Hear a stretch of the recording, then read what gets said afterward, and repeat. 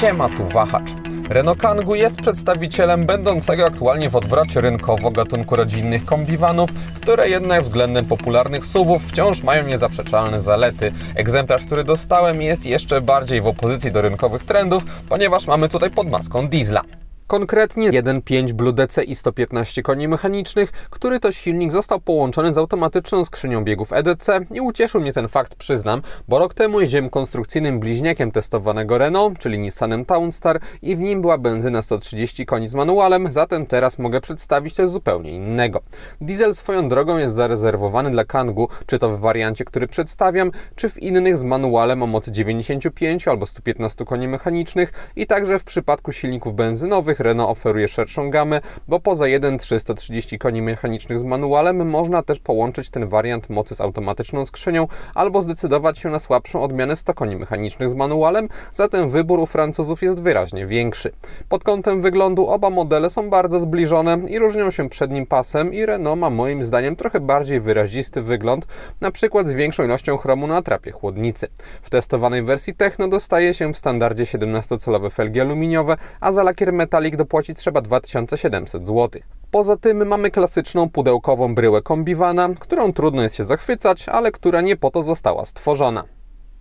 Tutaj liczy się bowiem praktyczność i przestronność i w bagażniku dostaje się do dyspozycji 775 litrów. Otwór załadunkowy jest ogromny, ma chociażby lekko ponad metr wysokości, próg jest niski, a kształty bardzo regularne.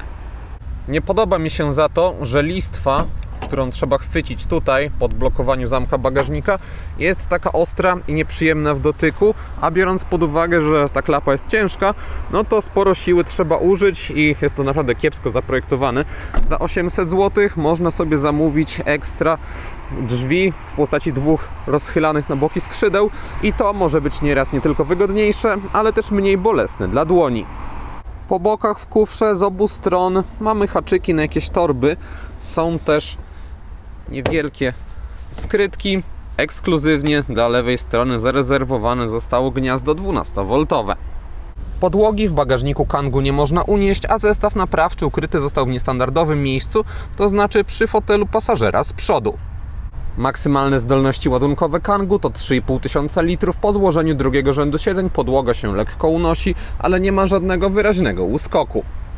Mechanizm składania tylnej kanapy jest pomysłowo zaprojektowany, ponieważ nie opuszcza się wyłącznie oparcie, ale również obniża się siedzisko, dzięki czemu można, tak jak pokazywałem przed chwilą, uniknąć wyraźnego uskoku. Negatywną konsekwencją takiej budowy jest fakt, że żeby przecisnął się tutaj zagłówek i ogólnie cała część tylnej kanapy, fotele przednie nie mogą być zbyt bardzo odsunięte do tyłu.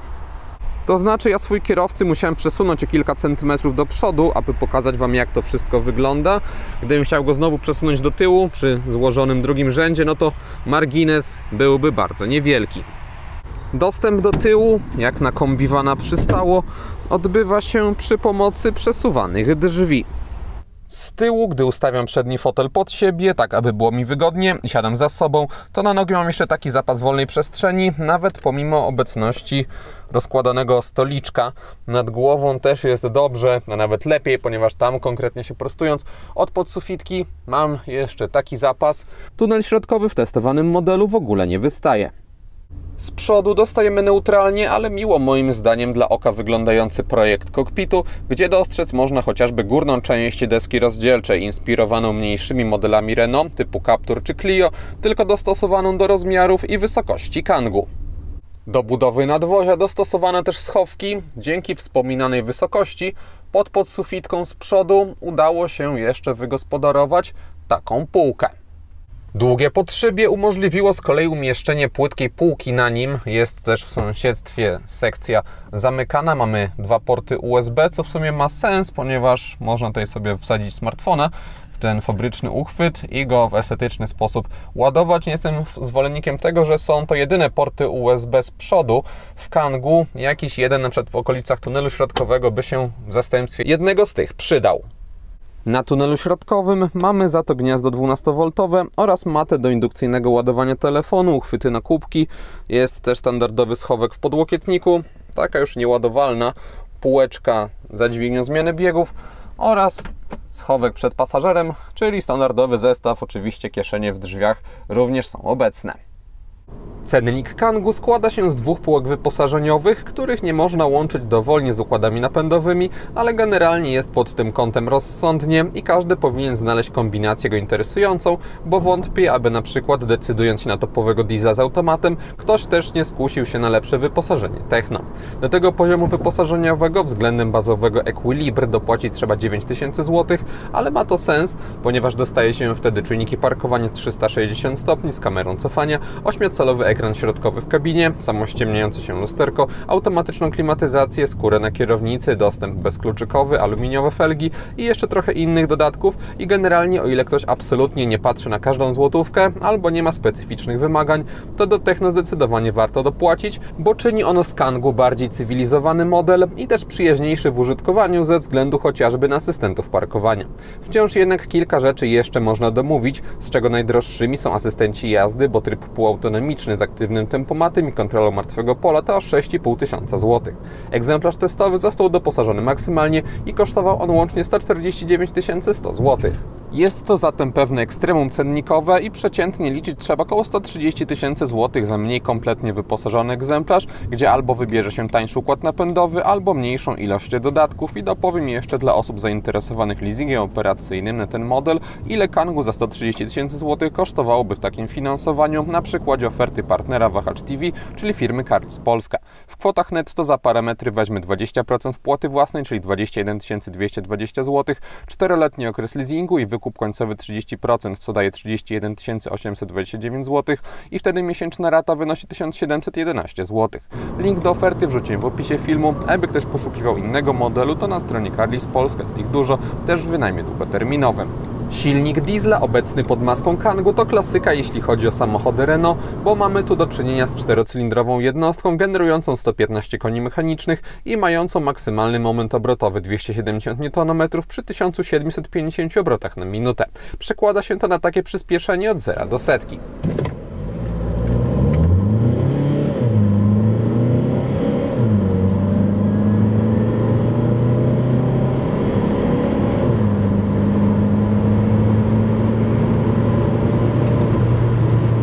Oraz takie od 90 do 140 km na godzinę.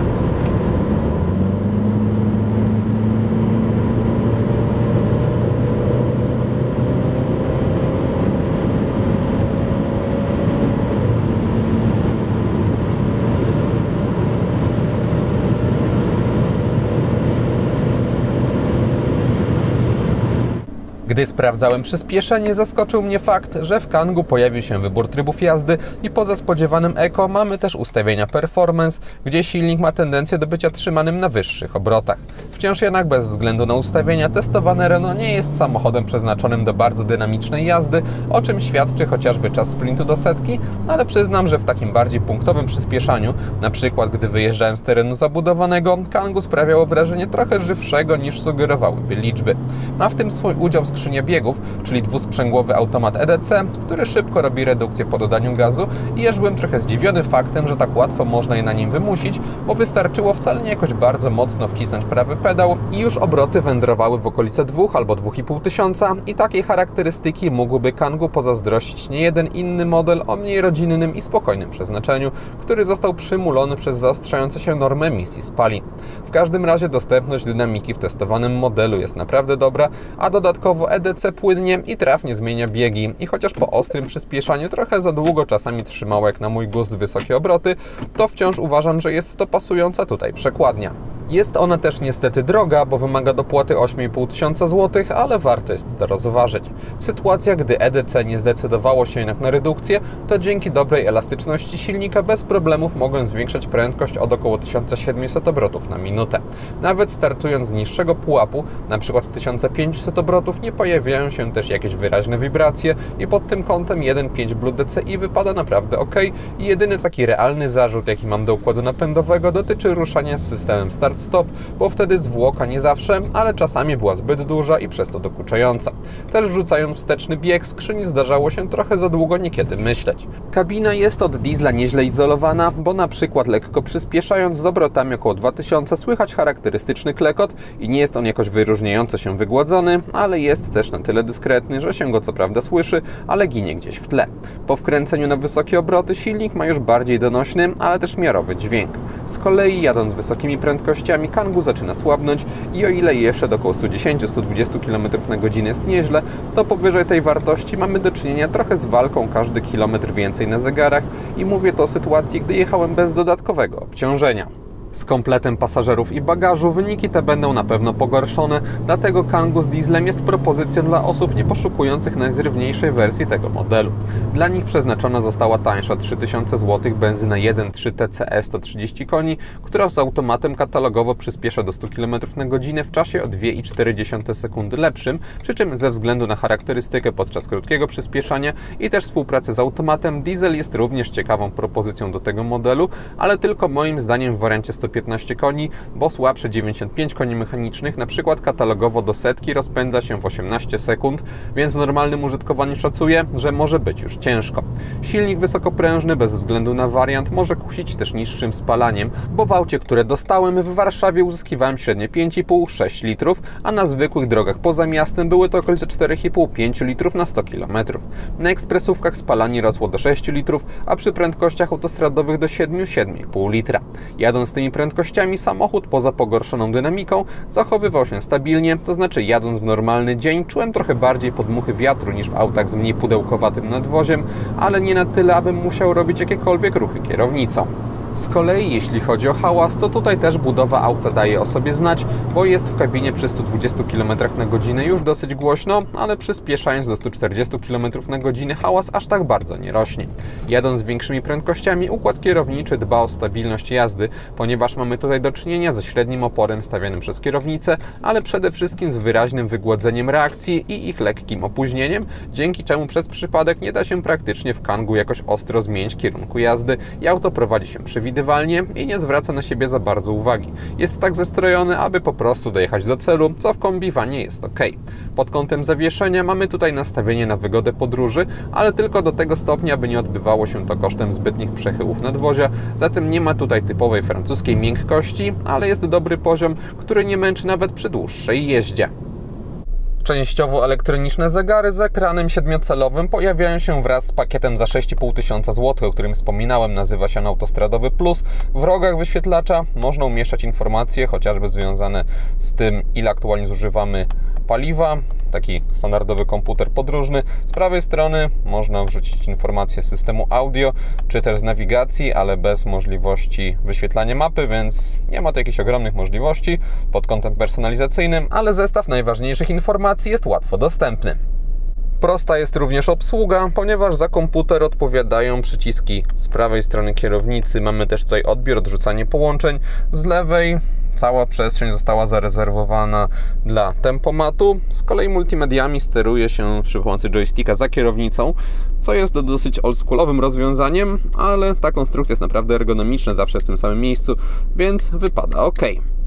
Oprogramowanie systemu inforozrywki oparte zostało o znany z Renault system EasyLink. Niestety 8-calowy wyświetlacz jest już przeszczepiony z Daci bardziej, to znaczy nie w 100%, ponieważ działa tutaj wielodotyk na mapie, ale jeśli chodzi o szczegółowość, rozdzielczość, kolorystykę i ogólne takie wrażenie jakości, to wypada to kiepsko. Szkoda, że nie ma wyświetlaczy z innych modeli Renault tutaj zastosowanych.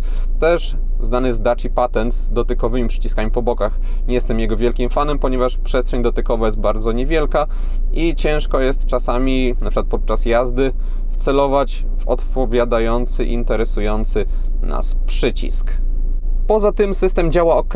EasyLink oznacza możliwość personalizowalnych ekranów domowych. Działa to też całkiem szybko, znaczy te animacje wiadomo nie są jakieś idealnie płynne, ale w takim codziennym użytkowaniu nie ma problemów. Mamy odpowiedniej wielkości elementy dotykalne, niektóre menu są takie bardziej graficzne, no i ogólnie nie ma problemów, aby dostroić wszystko pod swoje preferencje. Jest tutaj też w innych miejscach, na przykład w systemie inforozrywki, to wszystko w klarowny sposób zaprojektowane. Jest integracja z smartfonami tutaj również, niestety w formie przewodowej. Wciąż jednak przewodowo Android Auto czy Apple CarPlay można podpiąć, więc dopłacanie 1500 zł do fabrycznej nawigacji nie jest moim zdaniem tutaj niezbędne, chociaż dodaję pakiet z nią, również indukcyjną ładowarkę do telefonu, ten uchwyt na smartfona, o którym wspominałem, oraz czytanie znaków drogowych, więc biorąc te wszystkie części składowe, pakiet ogólnie ma więcej sensu. Znajdujący się pod ekranem środkowym panel klimatyzacji ma w pełni fizyczną formę i jest bardzo wygodny w obsłudze. Obsługa systemu dostępu bezkluczykowego odbywa się przy pomocy tradycyjnej dla Renault karty hands-free, która jest bardzo cienka, lekka, w ogóle nie czuje się jej w kieszeni. Wykonana została ze średniej jakości czarnego plastiku, podatnego na zarysowania. Tak samo rysy pojawiają się nawet jeszcze bardziej na połyskującej ramce. Frontowa szyba, jak na vana przystało, jest duża i wyraźnie pochylona. Buduje to takie fajne wrażenie przestronności kokpitu, ale jednak utrudnia wyczucie przednich krańców nadwozia. Mamy długie podszybie, maska jest kiepsko widoczna. Większym problemem jednak podczas jazdy i gdzieś patrzenia do przodu są słupki, które nawet pomimo tej dodatkowej szybki są bardzo masywne i na przykład gdzieś na prawoskrętach potrafią utrudnić życie, ponieważ trzeba się bardziej skupiać i wychylać głowę, aby zobaczyć, czy nic na przykład nie jedzie na jakiejś ścieżce rowerowej. Widoczność na boki jest już bardzo dobra. Z tyłu mamy również duże szyby, no i regularne kształty nadwozia sprawiają, że kończą się one w tym samym miejscu, co ono. Kamera cofania w Kangoo oferuje co prawda wciąż w pełni używalną, no ale fakt zostaje, że też kiepską pod kątem szczegółowości jakość. Mamy tutaj za to rozsądnie kontrolowane pole widzenia po bokach kadru. Nie podoba mi się za to, że obiektyw skierowany jest zbyt bardzo do dołu. Co ciekawe, w Townstarze mamy możliwość zamówienia kamer 360 stopni, tutaj jej nie ma. Kangoo ma 180 cm wysokości i to wraz z kwadratowym nadwoziem powoduje, że sprawia ono wrażenie dużego samochodu, przy czym w rzeczywistości wcale aż tak źle nie jest, bo mamy tutaj 449 cm długości i 191 cm szerokości. Przy niskich prędkościach kierownica stawia dosyć niewielki opór, ale reakcje auta na jej ruchy są mało żwawe i mamy tutaj umiarkowany promień skrętu, przez co autem manewruje się lekko, ale bez wrażenia, że siedzi się w jakimś bardziej miejskim, mniejszym modelu. Generalnie jednak w terenie zabudowanym testowany Renault, zwłaszcza z automatyczną skrzynią, nie sprawia większych problemów. Kabina w Kangoo podświetlona została w sposób bardzo neutralny, ponieważ nie mamy tutaj żadnych dekoracyjnych elementów świetlnych, a instrumenty pokładowe podświetlone zostały na kolor biały wyłącznie na zegarach i na ekranie centralnym trochę więcej barw można spotkać. Sprawia to wszystko, że nie ma się tutaj czym zachwycać, ale pod kątem użytecznym, takiej czytelności chociażby, nie ma też się do czego przyczepić, tym bardziej, że wszystkie instrumenty pokładowe doczekały się podświetlenia. Z przodu Kangoo oferuje charakterystyczne dla nowych modeli Renault LEDowe segmenty do jazdy dziennej w kształcie litery C. W ich sąsiedztwie mamy też LEDowe kierunkowskazy. W kierunkach w bocznych lusterkach także są diody. Z tyłu również LEDy są obecne w światłach pozycyjnych i mają naprawdę przyjemne dla oka detale. Co prawda w kierunkowskazach mamy żarówki, ale i tak testowane Renault jak na kombi vana, po którym wiele w temacie stylistyki oświetlenia zewnętrznego nie powinno się oczekiwać, zwłaszcza w tylnej części nadwozia, prezentuje się po zmroku moim zdaniem naprawdę dobrze. Przednie światła w Kangoo w przeciwieństwie do Townstara są w pełni LEDowe i diody odpowiadają w nich też za drogowe. Dostajemy tutaj rozwiązanie oparte o błyśniki, zatem precyzja pozioma świecenia nie jest aż tak duża jak w soczewkach, ale za to światła oferują dobrą moc świecenia i jak na zwykłe, nieadaptacyjne LEDy trzymają solidny poziom. W górnych częściach deski rozdzielczej oraz drzwi w Kangoo mamy twarde tworzywa o mocno przeciętnej jakości. Widać ich plastikowość, zwłaszcza gdy się idzie pod słońce i to słońce pada na te duże powierzchnie, nie wygląda to najlepiej. Fajnie wypada za to na drzwiach materiałowy element, który można spotkać.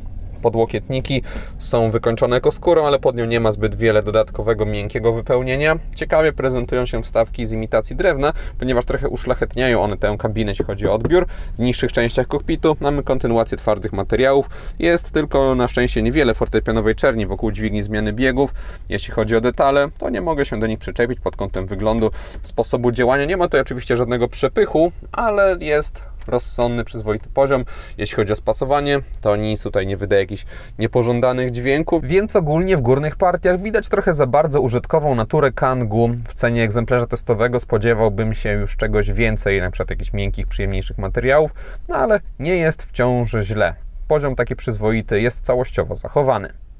Mówiąc o dobrym spasowaniu, wypada postawić gwiazdkę, ponieważ jest ono takie z przodu, ale z tyłu, w tych okolicach nie udało mi się tego tak bardzo dokładnie zlokalizować. Na wybojach pojawiały się wyraźne trzaski.